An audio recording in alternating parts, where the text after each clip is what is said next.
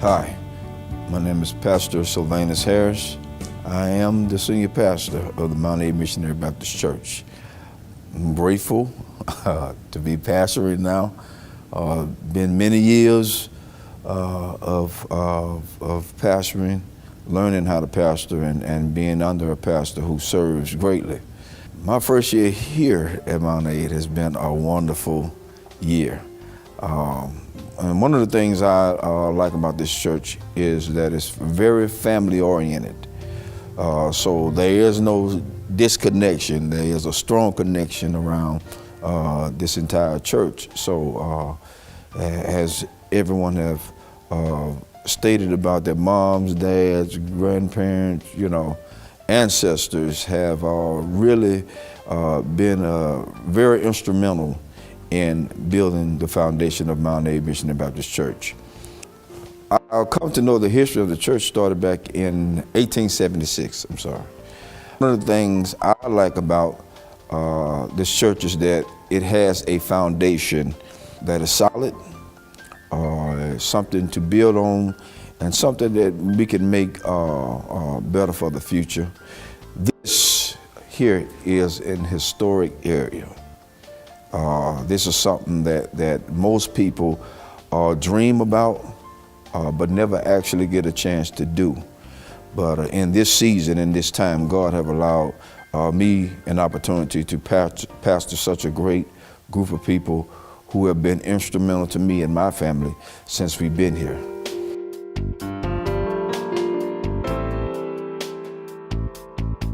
Hi, my name is Bernadette Douglas Dixon, and I was born February 4th, 1955. Of course, my family was already here. My great-grandfather died in the old church and was buried. His sons, which my cousin Ella was just talking about, her father, both of his sons, junior and senior, were out riding the woods, as they called it. They were in the turpentine business, and they were out chipping boxes. Well, he died on a Sunday in church, and they just laid him out on the cooling board, as they called it, and they buried him the next morning, and his sons didn't even know he was dead. My father relayed a lot of the family history about the industry and stuff. According to Daddy, the land was donated for the building of a church and cemetery for the community by a man named John Carter. And I became a member of the church in the early 1960s and was baptized out in the yard out there in a pool. And I can remember there being frogs in the pool, and I was scared. After baptism, we had to come back inside the church and sit on the front seat. And then after church was over, we received what was called the right hand of fellowship. My little hands were very small, and it seemed like all those big people were just squeezing it, but it made a difference. My connection with the church has made a difference in my life. My great aunt, Melvina Douglas, as she was telling you, our four parents were very strict. I started teaching Sunday school as soon as I learned how to read. And so I stayed a member here at Mambc for more than half of my life. And then, of course, I grew up, I got married, I left the church for a while and went to another church, and recently came back home. My father was a cook, as they call it, and he learned to cook at the Mambc restaurant under Greek chef Kamanaka. And he would always refer to him as his first teacher in the cooking industry. This place around here used to be fields, and Of course, everything is building up into houses now, but it used to be fields. And we walked from Spanish Fort over here to church, and either my father or one of my brothers carried me on their neck. We had to cross a log to come across the what we call the big branch, and then we had to come up the hill. And at that time, like they said, there was no air conditioner or anything, but the windows of the church were open, and if we were running late, we could hear them singing before we got here. And we were always excited to be here. We'd come in and like she said, Uncle Senior was over to Sunday school, and once Sunday school was over, we had just a little bit of break before we came back in for the 11 o'clock service. Our pastor's name at the time when I joined the church was Reverend Collier. And then after that came, many others. At one point in time, my Uncle Lester, who was my father's brother, he was the pastor. My daddy, James Ziron Douglas, was the chairman of the trustee board, and my Uncle Jim Douglas, was the chairman of the deacon board. That was just for a couple of years. We had many active families in this church. The active families was, we had the Carrolls, the Jenkins, all of those older people were very important in our lives, and they taught us, the right way to live.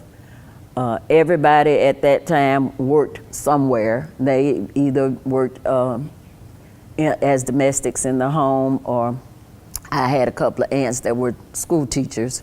I think Ella mentioned Aunt Letha. But we lived well, and it was because of the church. I remember Sister Knight and the others in the kitchen. They would cook for us for Vacation Bible School. We were excited to have hot dogs, sometimes popsicles.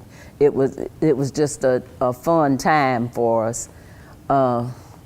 When this church was built, I was little, but I remember that we marched in the church. We marched from the old church up there, came down here, and marched in the church. My grandmother had planted a tree out there in the cemetery. She pulled it up on the way to church one Sunday morning, and she planted it, and she told my daddy, she said, when this tree gets tall enough to shade my grave, I'm gonna die. And she said, but the church won't be where it is now. She told him, she said it's gonna be a big white church and it'll be facing the highway. Apparently she had this dream. And the first funeral held in this church facing the highway was hers that in November of 1963.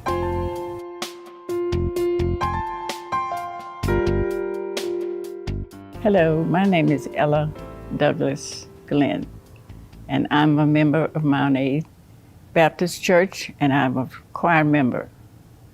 And my mother and father has deceased. My father was the superintendent of the Sunday school. My mother was a choir director. And we lived not too far from the church, but we were in walking distance.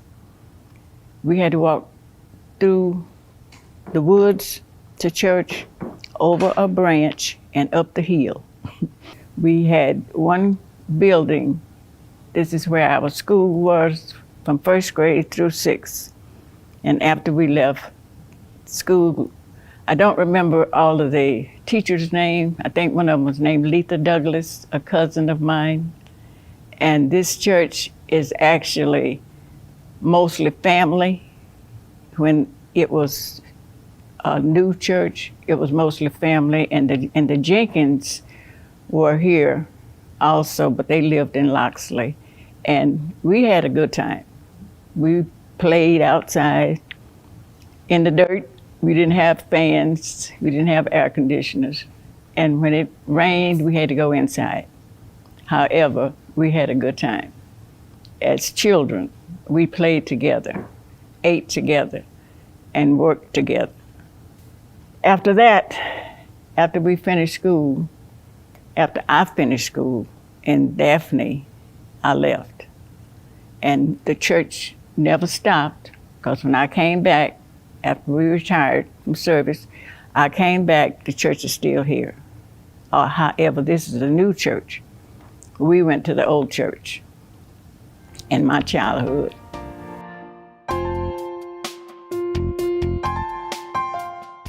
What I can remember about the church, when I was 11 years old, I joined this church, and I was an active member up until this day. I started preaching in 1975. I taught Sunday school here at this church. I was the second vice president of the trustee board of this Mambc Baptist Church. I was able to, they had the church up for sale, and I bought the church and built my house out of it. And the people that helped me to tear it down was Amos Douglas, Jeff Quinney, Paul Douglas, and myself. I remember when we had to go down to the spring to get water and bring it to the church, and they had two toilets, one for the men and one for the ladies, that was out back, way out, had to walk pretty good ways to the bathrooms. And I remember when we had to baptize, I remember 5 different places we baptized. One was down at the foot of the hill, one was over there on Turkey Branch. We baptized across the woods from Mambc Baptist Church. I remember once we went up there to Mac Brumley and we baptized. And I remember the old church had a bell there, and we was going to school at the Turkey Branch School, and they would always tell us to not get under the bell because it could fall. And occasionally that bell would fall through the week. It never fell on Sundays. And we'd come out there on Sunday morning, sometimes the bell would be going through the floor, and they would take that bell out of the ground later on and put it back up in the steeple of the church. I remember when they put the addition onto the church, I was about the 3rd grade in high school. A man by the name of Lucius added that bell to the church. I remember back when we used to bury, the grave had to be 6'6", 6 foot deep, 6 foot wide. And they would let the bury, put the grave casket down in there, and they had a shovel. And the men would take the shovel and fill that grave back up. And they would do it in a hurry. And men would rotate. The youth would bury, they have funerals on a Sunday then. And the men would pull off their coat and rotate with that shovel until that grave was filled up and heaped over the top with dirt. The next thing I remember about this church, that my daddy was a deacon of this church. He was also the trustee of this church for about 20-some years or longer. The next thing I can remember about the church, that when we were children, Miss Melvina Douglas was the primary teacher, and she taught the Sunday school, and she would teach us what thus says the Lord. And after that, we remember that Miss Stallworth, she was the musicianist, and I can remember the first one that played for our church.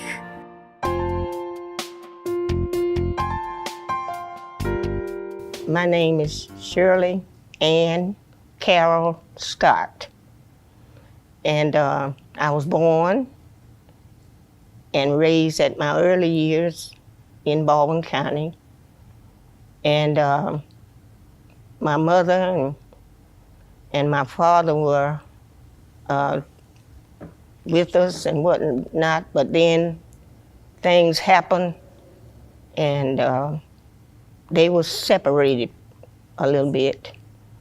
And so we ended up, my brother and I, one of my brothers, and we came back here and came to Baldwin County, stayed with my grandmother.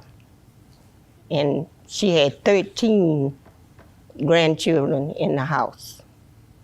And we lived up on Highway 31.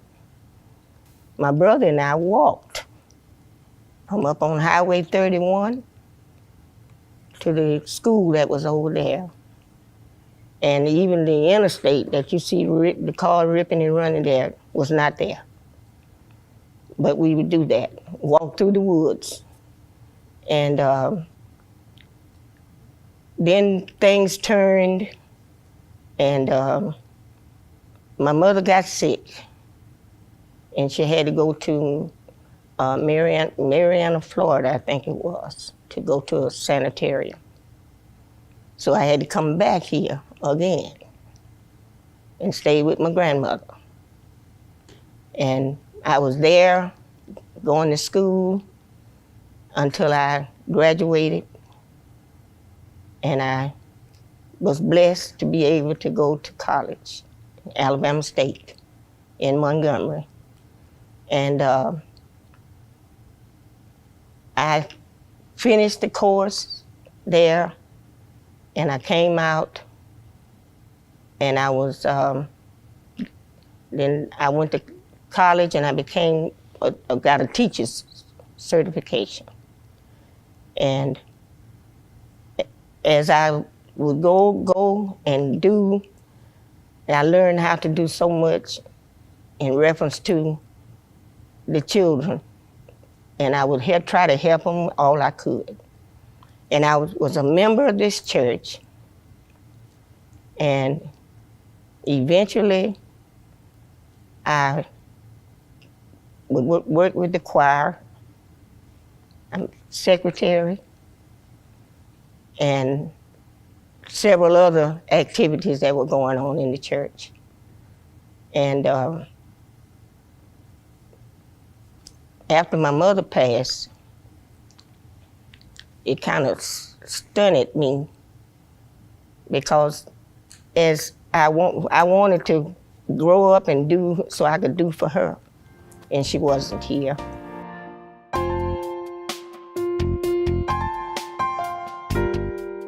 My name is Samuel Jenkins Jr. and I'm a trustee and a deacon here at the Mount A Missionary Baptist Church. I'm a third generation being a member of this church. My grandfather was one of the people that helped purchase the area and build the first church that was here. And my grandmother is I never knew my grandfather, but I knew my grandmother. Her name was A.T. Jenkins, Amelia T. Jenkins. She was very instrumental while I was growing up as a young fellow. The pastor that I can remember as far back as I can go is Reverend Collier, and he was the one that baptized me in that swimming pool. And just like Minister Douglas said, it was tadpoles and frogs in that pool where we got baptized in. I'm 65 years old. I was born January 5th, 1955, and I've been here all of my life. Went off to college to Alabama State University and returned. And I served on the usher board. I've been taught by Reverend Longmire. I've been taught in school by Sister Scott. So our church history really is something else. My grandmother would line us up, all of the young men in the church. She would line them up. She would sit on the second row in the church, and she would line the young men up. I'm talking about, I say young men, but I'm talking about 8, 9, 10 years old on that front row of the pew. And you have to sit there and listen at the preacher. And if you turned your head to look over at the other one or started to talk, my grandmother could thump you so hard upside your head it would bring tears to your eyes. And everybody knew that, so we'd sit there and just be attentive and listen at what the preacher. A lot of times we'd fall asleep. But at the end of the sermon, she would always ask each one of us, tell me something the preacher said. So you had to pay attention for a little while so you get a sentence or something to tell her, because she wasn't going to be pleased if you didn't have anything to tell her about what the preacher said. These people were strict disciplinarians. They wanted you to do what was right, and they didn't tell you anything wrong. They were leaders, and they wanted you to be leaders. And to this day, I know of none that have gone off to prison that came up in this church. I know of none.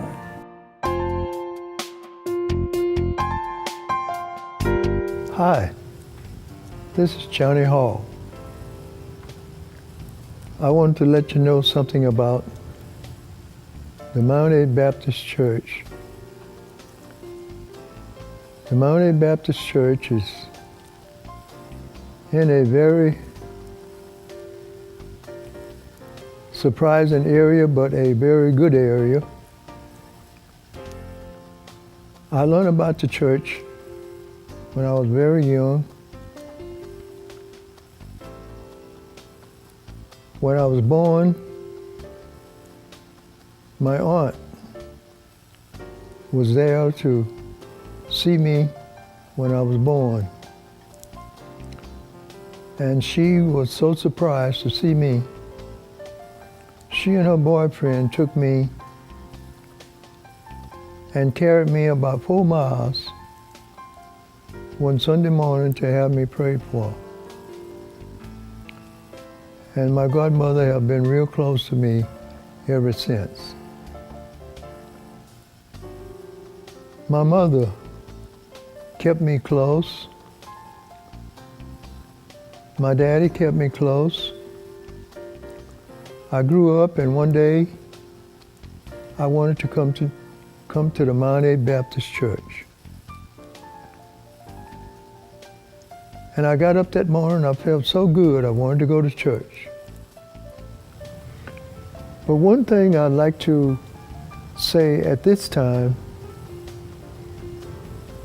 the last pastor that was in this church before Reverend Harris came and took over, his name was Reverend Collins, Reverend George Collins. He lived in the Brumley area. Reverend Collins would come in and he'd give his service on a Sunday. He'd be service to the community. He would visit the sick.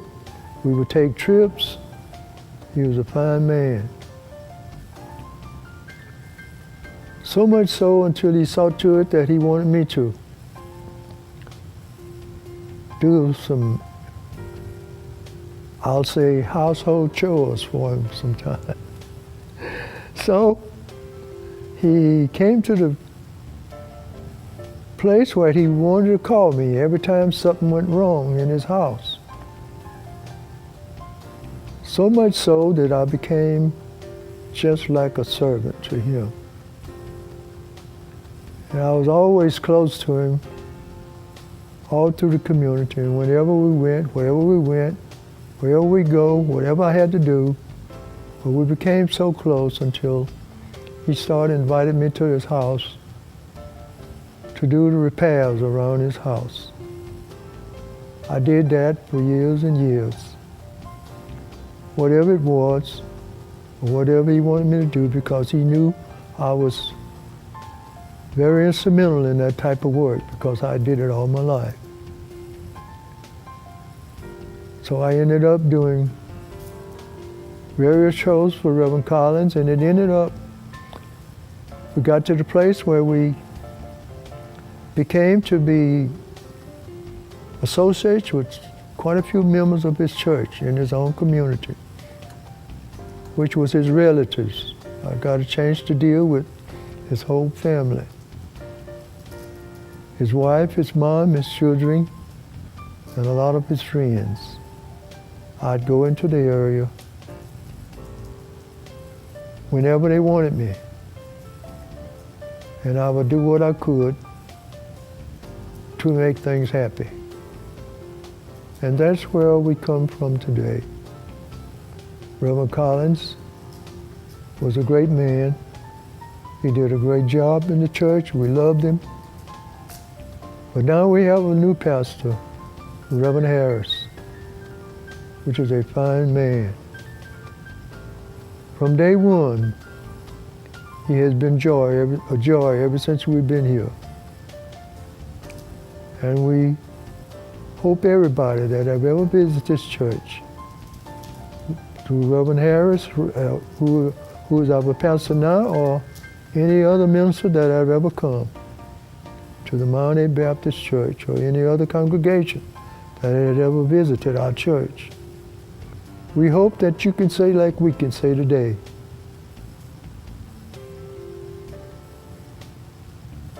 Well done. Well done. Well done. Thank you.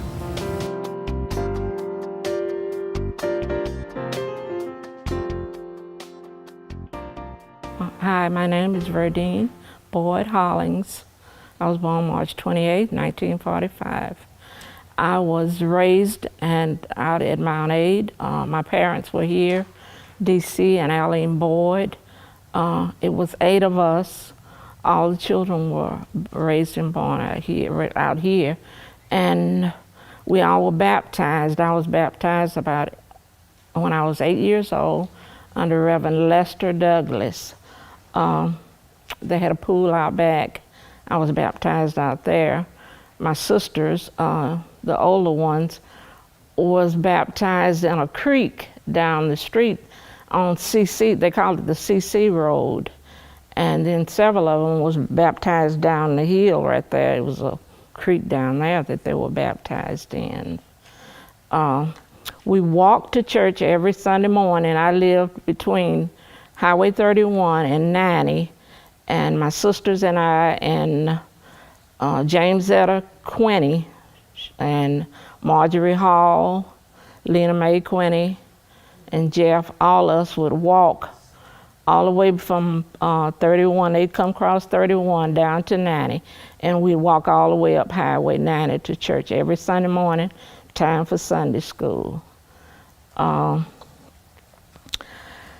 It was also a Martha and Sis. They were the Douglases. We lived all in the same neighborhood, but we'd walk out here every Sunday morning. And a lot of times we'd be coming to church. We could hear Uncle Rita, that was James Zetter and Marjorie's daddy. We could hear Uncle Rita singing, "I'm going through" before we get here, and we'd be running, trying to hear Uncle Rita sing. It was awesome there. My grandfather also, he was out here. Frank Austin, also Uncle Rita and them, they rode horses. Every morning they'd have, on Sunday morning, they'd have that wagon.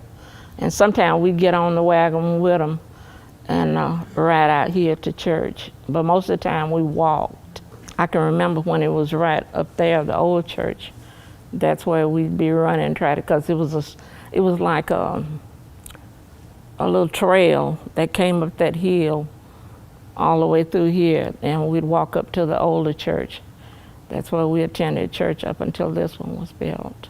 Mr. Ishmael Carroll, he was a deacon out here, and he would ride his horse on Sunday mornings. Every Sunday morning he had a great big white horse that he had on that wagon, and he'd ride it to church every Sunday morning.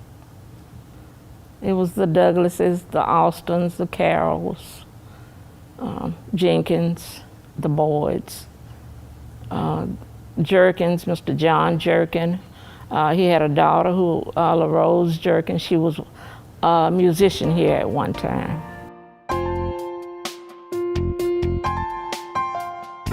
William Cyprian Sr., as I said before, I'm currently the chairman of the Deacons Ministry here.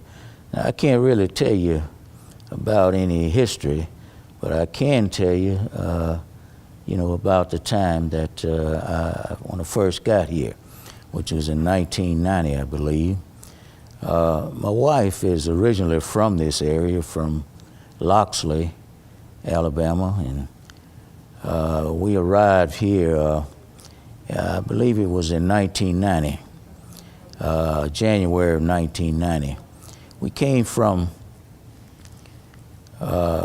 California, Victorville, California, where we were stationed there in the Air Force. I retired out there, and 2 years later, my wife retired. And so her father is from this area, and I think her father kind of talked her into coming back here because I had my sights on Florida. But we ended up here, and we joined the church. Her father talked to us quite a bit about, you know, how good this church was, and the people in the church, good people. And we've always been in church during the time that we were in the Air Force. We stayed in church, never got out of the church. We participated in the chapel ministry while we were in the Air Force. When we retired, we came home, and again, as I said, we talked to her dad, and her dad talked us into joining this church, and I think that was in 1991. Year after that, I became the chairman of the deacons ministry. Remained chairman for, I think, about 10 and a half years. Took a break, then another individual became chairman. And he left and went to Florida, South Florida. At that time, the brethren voted me back in as chairman of the deacons ministry, and I'm in that position now.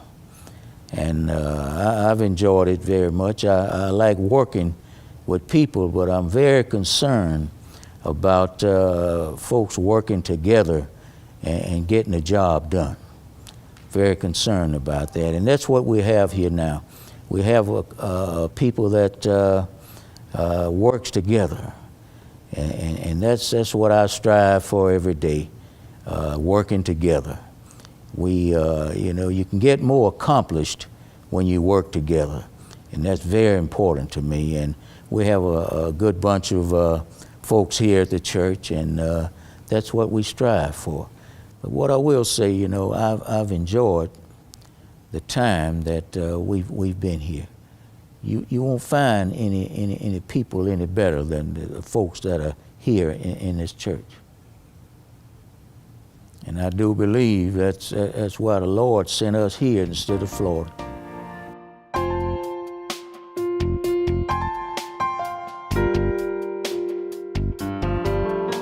Senior Douglas was a father for 13 children, and I'm right in the middle of them. But we all were members of this church. And he was so strict when we were younger. He could look at you. If you were out of place, you jumped back in place. He was just that strict. And my mother used to tell him all the time, "You're too strict on those girls." He said, "They are mine. They're my girls.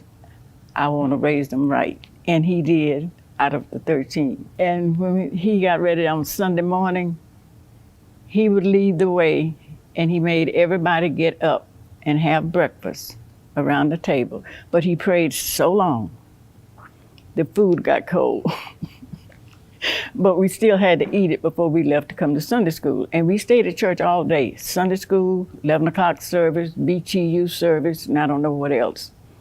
But we had a lot of fun. He raised us right. Out of the 13, I don't know if any of us has ever been in jail.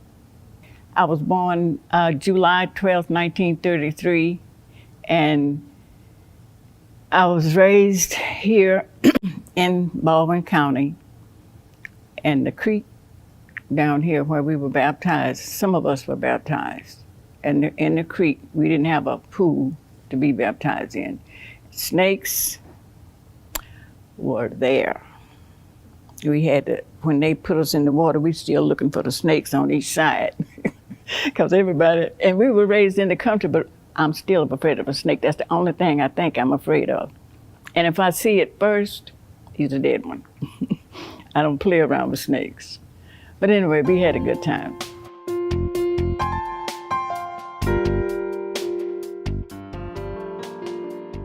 In later years, I think they was afraid that the front cemetery, the cemetery which was behind the church in the beginning, and now it's on the side of the church, that it was going to fill up. So they started another cemetery for non-members of the church who were members of the community in the back, and that's why we have the two cemeteries. We're all part of the same families, but just some people that are not members of the church, then they are buried back there, which I think is the prettiest place because it's got the most trees, but that's the reason. Choir rehearsal, that was another thing. Thursday evening was choir rehearsal.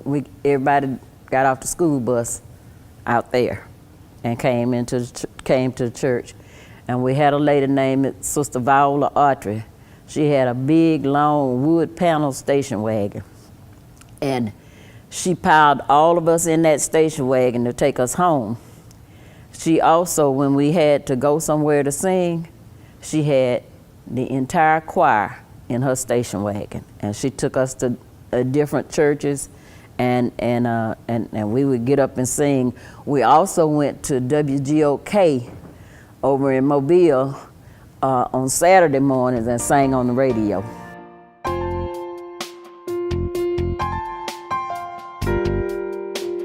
And the first pastor I remember was Reverend Scott from Admo. And the latest pastor we have now is Reverend Sylvanus Harris. So I can remember from then up till now all the pastors. And we can say this, that Deacon Hilliard Jenkins, he was the chairman of the trust of the deacon board. And I never seen a man that the people admired as he was admired. He was, they really respected him as well as he was the pastor. Whatever he said, there was no question. He just said it. I remember one time we was out here digging up the stumps out here at the church. I was operating a backhoe, and one of Deacon Carroll was somehow or another, he got in the way, and I took the backhoe and switched it around real fast, and that bucket hit Deacon Carroll, and he fell to his knees. Blood came out of his eyes, nose, mouth, and I just knew he was dead. But by the grace of God, he went to the hospital, stayed about a week, and he survived, and he lived years after then. I remember also when I was a little boy, you could count the cars on one finger that was here at this church. Men came on horsebacks, some people came on wagons.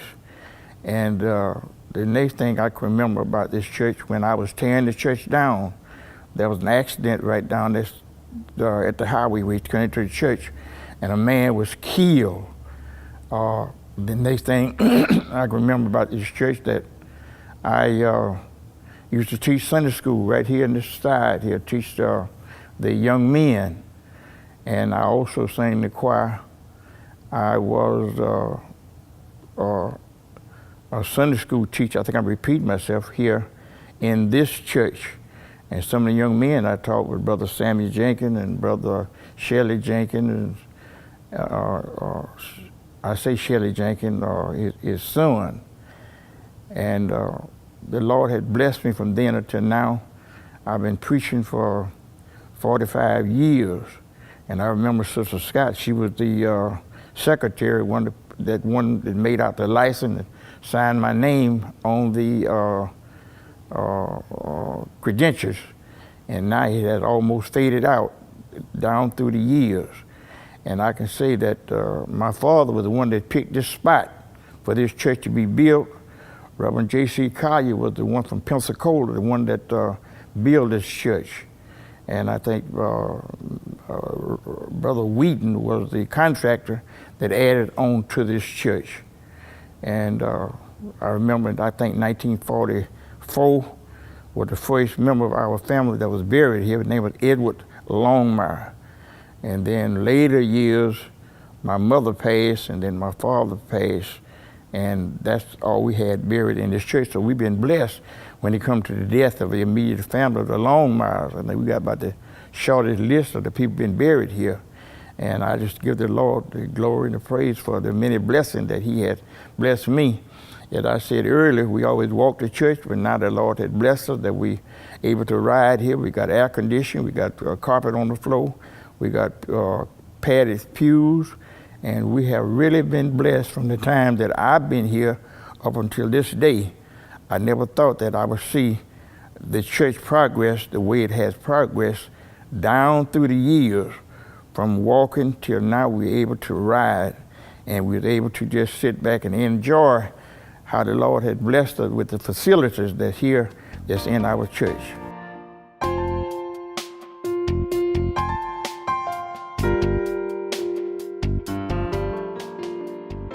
Well, as I said, my brother and I walked, and some of us, same thing happened when we had to come to church.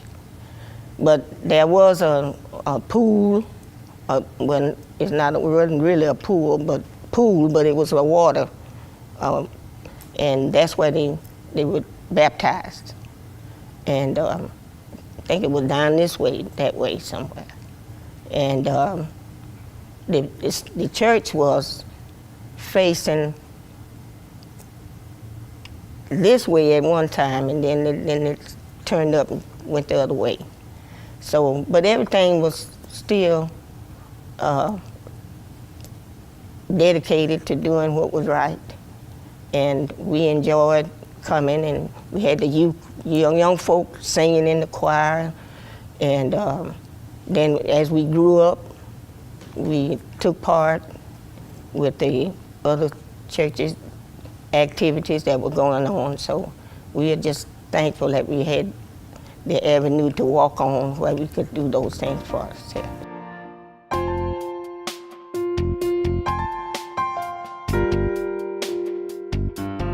My dad was a very dedicated man to this church. He was on the usher board and also chairman of the trustee board for a long time.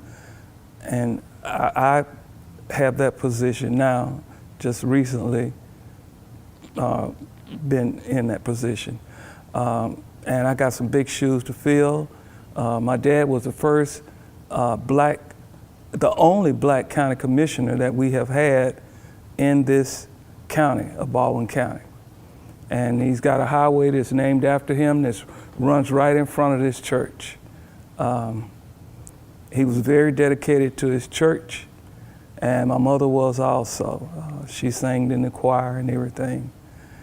And all of my brothers grew up here. My mother had 5 boys. 2 of them are deceased and 3 are still living.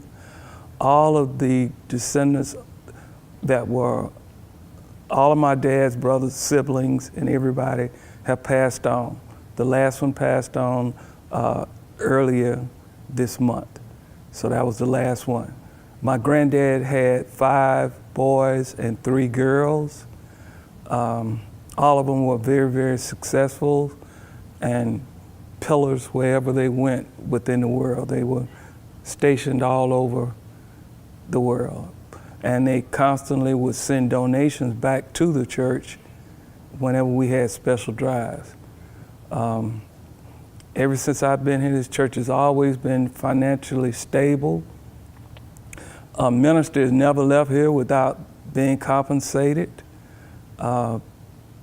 We've always, matter of fact, we paid our bills on time, and this church, we always paid it off, bills off before they matured. And from what I can remember, I was told that used to be where we've got the fellowship hall was a school, and the church had donated it to the state to be a school, and my grandmother taught at that school. So my family has got a long history of being here at this church. The windows were open at the old church, and there was a lot of church going on in there. People used to get, ladies and men used to get happy in church when the preacher would say something that touched their hearts, and ushers would have to come and sit them down and fan them to get them back calm. I think it was a way of relief from the pressures that that person had gone through that week, and then to be able to let it out and then be charged up by the minister and move on for another week. It was oppressed, and but we kept moving on. Our ancestors did, my grandmothers, my dad, and we didn't even know that we were really being treated not equal because of the love and the care that they showed us. I mean, we thought we knew we were cared for.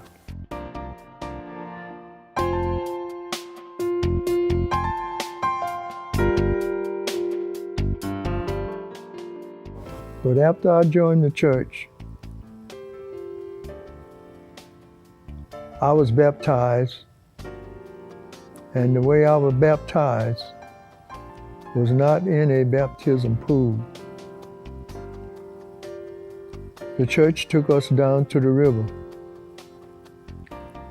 with a little nice stream of running water, and that's where I was baptized.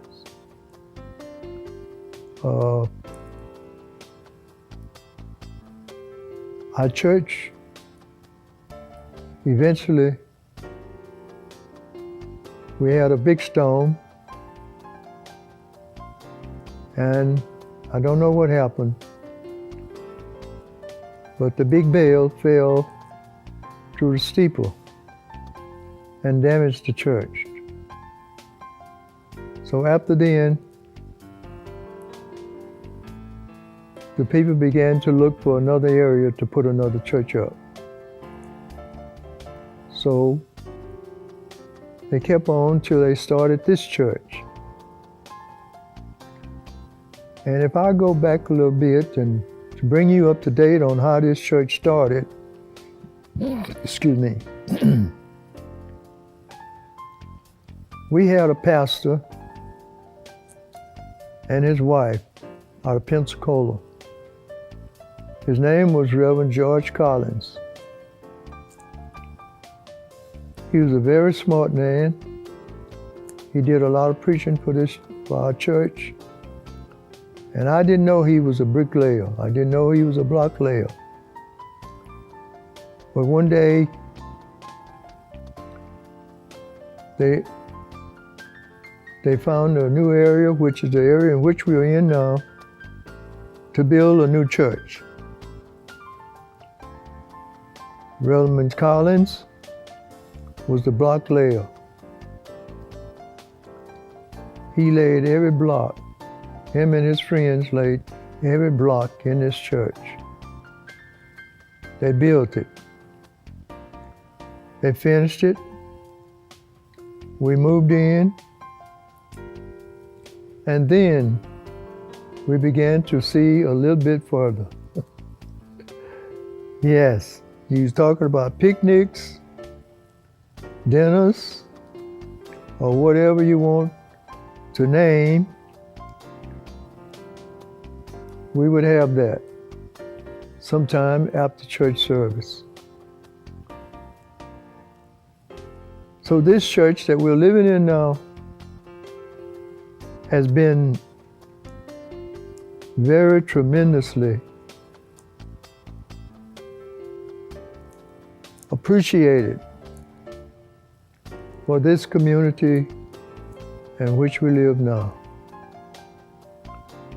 This church has came a long ways.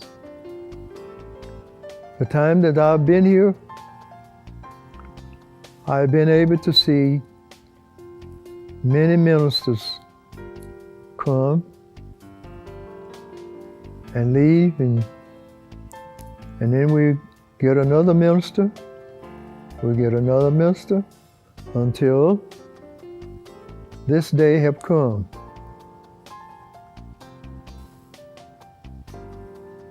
This church, as I grew up in this church, I was very instrumental. I always wanted to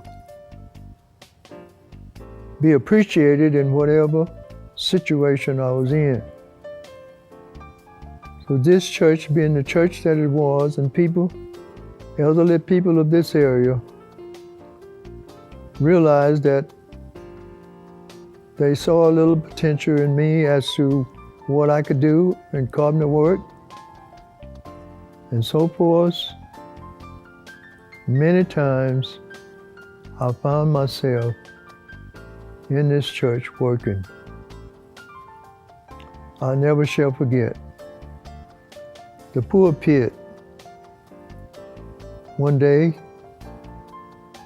we was trying to improve the situation. And they wanted me to improve the pulpit area. So I came in and I began to work on the floor first. And something happened to me that day that I will never forget. I was using some very expensive stain in the pulpit area. And I don't never like to use the term devil, but sometimes you can't help but say it. I was in the pulpit, I was working, and all of a sudden, it's a good thing I had my drop cloth. I had my drop cloth down and everything over the pulpit, and I was working, and all of a sudden,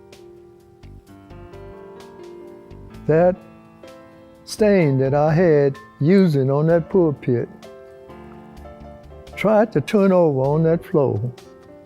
And when it did, I caught it. And I was so pleased when I caught that varnish to keep it from staining the area on that pulpit. Then we got a pool.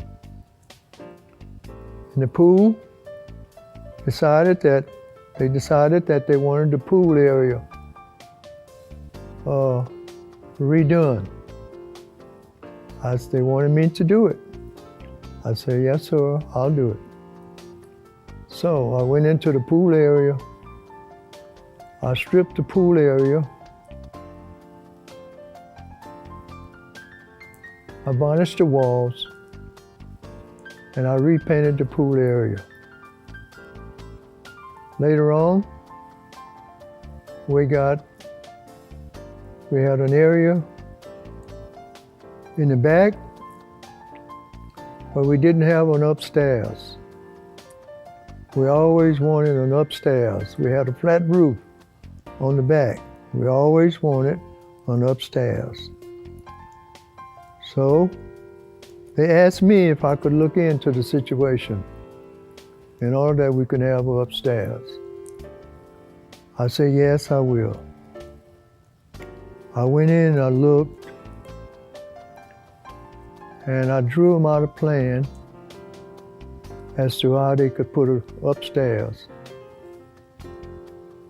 So they appreciated the plan that I presented to them,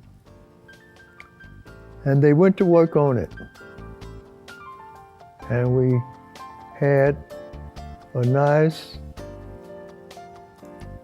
upstairs apartment that we can have all the youngsters to be in Sunday school during church service.